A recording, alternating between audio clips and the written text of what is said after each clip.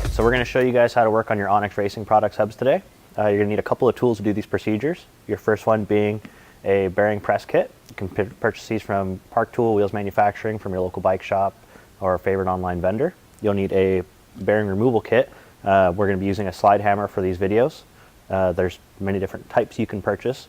This is probably the most convenient that we found to use on our products. You're going to need a small flathead screwdriver, a 2.5 millimeter Allen key, a 6 millimeter Allen key, an 8 millimeter Allen key, a 19 millimeter socket and ratchet. You'll need a set of snap ring pliers and a small non-marring hammer. We're going to show you how to now remove the axle system from your ISO style mountain bike rear hub. ISO stands for the 6-bolt flange mechanism for the brake rotors. You're going to begin by removing the non-drive side end cap that is held on by an O-ring. You're going to drop a 2.5 millimeter Allen key into the cross hole on the rear axle. And using your 19 millimeter socket to loosen the drive side end cap of the hub.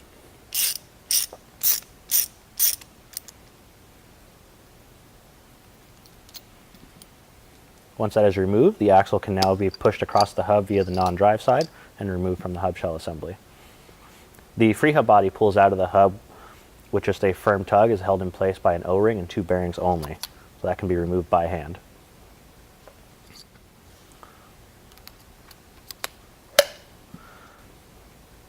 Now that you have your free hub body reinstalled on the mountain bike hub shell, you need to reinstall your axle system. You're going to begin by putting a small drop of blue Loctite or thread locker on the drive side end of the axle and install it through the brake side of the hub across into the free hub body.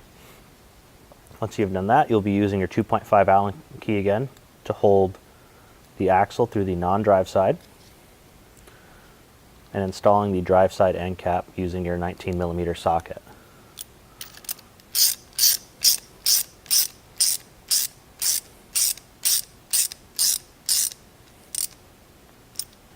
Once that has been securely tightened, you want to push down on the drive side of the hub against the workbench or table to ensure that everything is seated towards the non-drive side.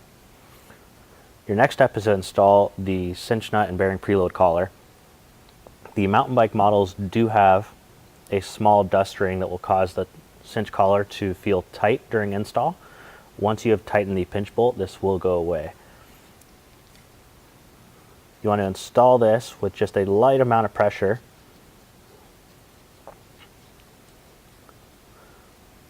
against the bearing face. Now this will ensure that you don't put too much drag on the rear hub or develop any side-to-side play in the wheel.